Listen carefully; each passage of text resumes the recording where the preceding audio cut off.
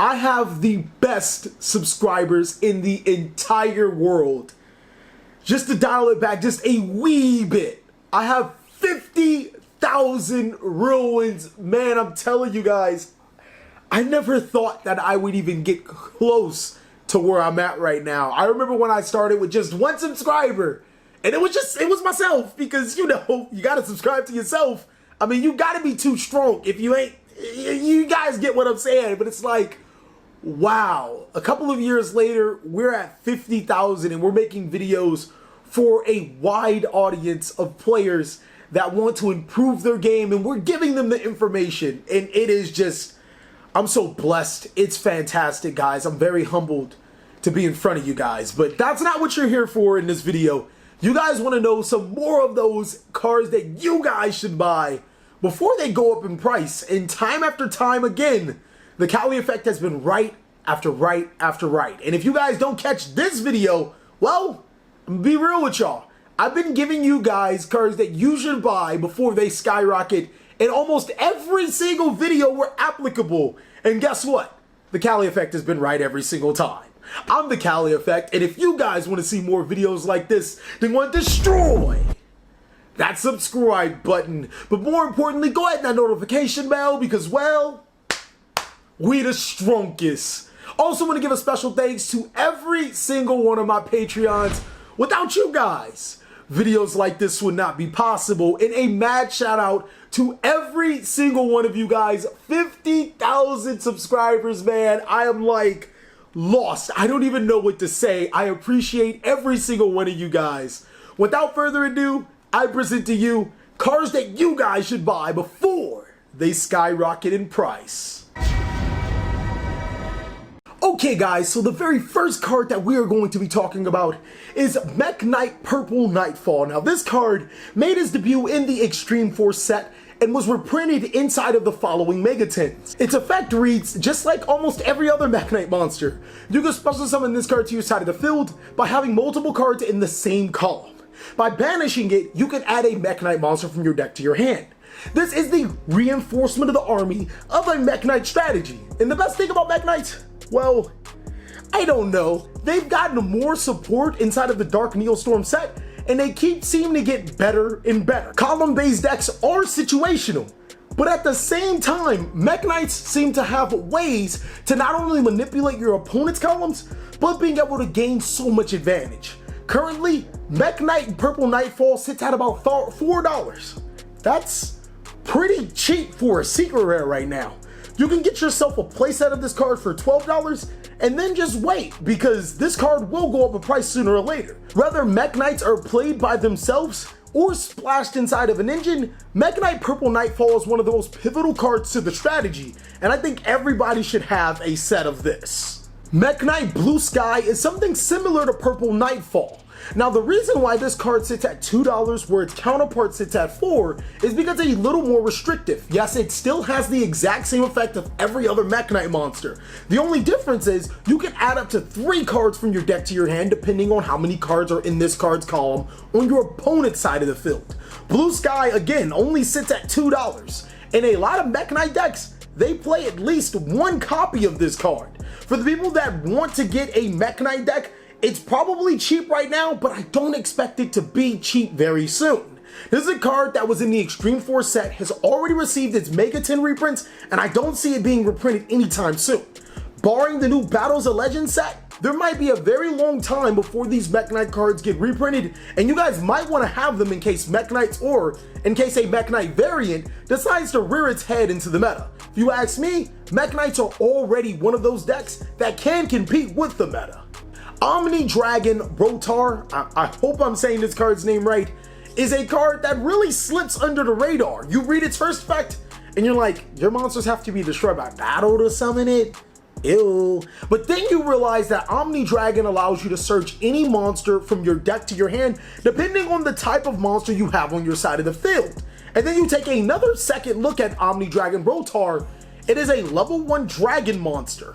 That is insane with the Guard Dragons. Having access to monsters like Guard Dragon LP to summon this card from your deck to your side of the field, completely ignoring its summoning mechanics or however it wants to be summoned, and then having a monster like Beat Cop gives you instant access to monsters like Vanity's Fiend. All of that, if you didn't commit your normal summon, congratulations. You have a searchable way to get a monster that prevents both players from special summoning, but more importantly, it prevents your opponent from special summoning. Omni Dragon Brotar has many more uses than stated before, but it's just a really good card since it can be special summoned from your deck through the Guard Dragons, and it can search other monsters from your deck to your hand depending on the monsters you have on the field. Speaking of Vanity's Fiend, there are multiple copies of this card. There are quite a few commons, quite a few rares. We're not going to talk about that. We're going to talk about the ultra rare from Battles of Legends Relentless Revenge. It currently sits at $4+. That's kind of expensive for a card that doesn't see a lot of play. I would definitely pick up the ultra rares and above if you guys have opportunities, but even if they do skyrocket in price, don't worry ladies and gentlemen, I highly doubt that the rares and commons will be bought out as well. This card is amazing. At tribute summoning a monster, you can prevent both players from special summoning, but more often than not, you're going to prevent your opponent from special summoning because the board that you have is probably going to be a board that you already want. Moving back to the new set is a card that I told everybody to buy after reading the card once the set dropped. World Legacy Monstrosity definitely deserves its name. By having a level 9 monster on your side of the field, you can special summon 2 other level 9 monsters with different types and attribute from your deck to your side of the field. Talk about free? You want to add more free to it? Well, the card is not only a quick play, but it's also searchable through World Challenge Justiciar. This card is insanely powerful, ladies and gentlemen. It gives a huge boost to True King Dino, but what's even more important is that it's not specific to True King Dino.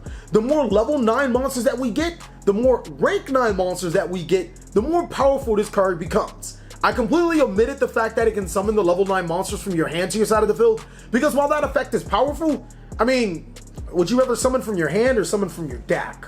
I may have blabbed my mouth when the card was 35 cents. I may have bought quite a few when they were $1. Currently, World Legacy Monstrosity sits at $4 a pop.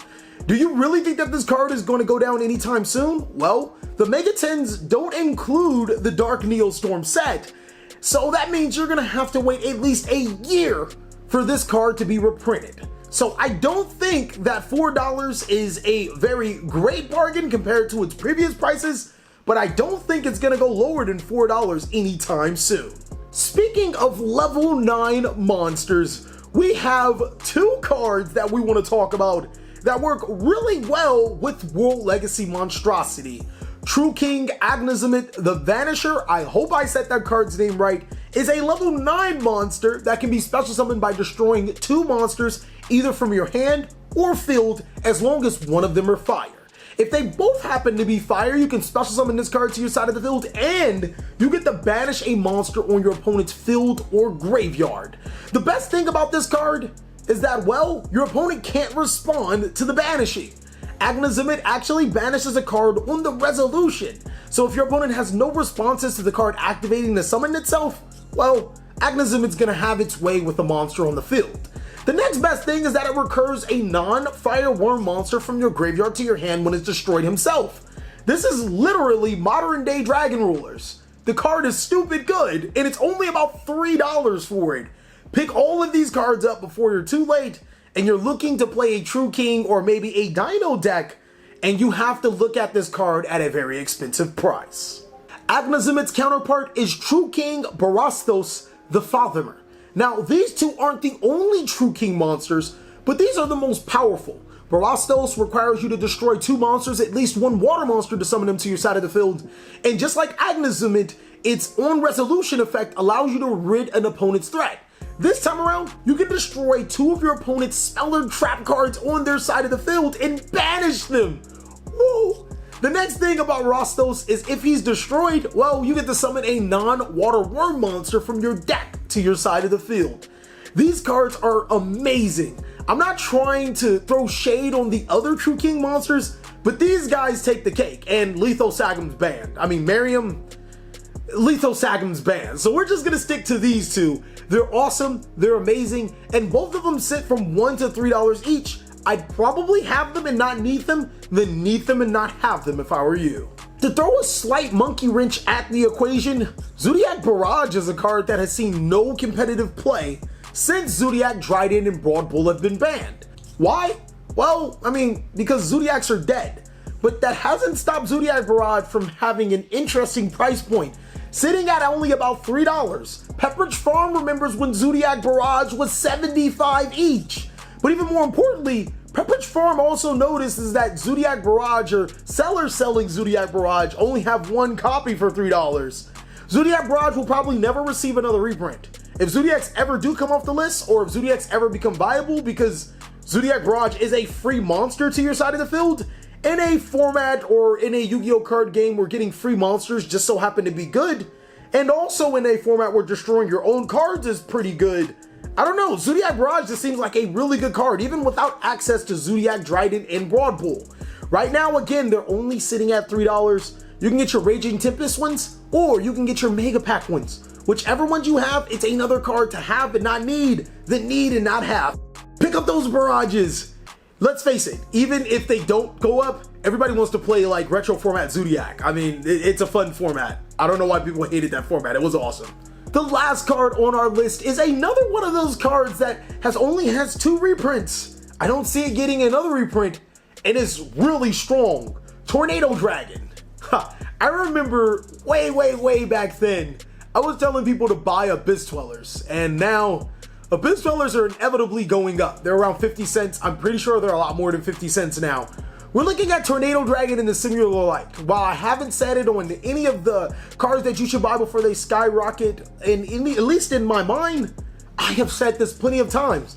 Tornado Dragon's gonna go up inevitably, and inevitably is right now. Currently it's $4. Tornado Dragon only has 2 prints. The last print, Battles of Legends. So yeah, that's kind of an old print, and Tornado Dragon is becoming more and more powerful the more and more spell and trap cards are being introduced in today's meta. Your opponent plays Crackdown? Well, I mean, Tornado Dragon does have a situation for that. Phantom Knight's Fogblade?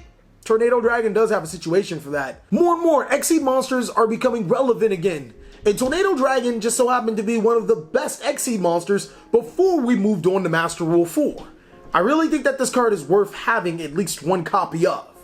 Thank you guys so much for watching another segment of the TheCaliEffect. I really hope you guys enjoyed this video. If you did, go ahead and give it a like, and if you really did, consider joining our Patreon.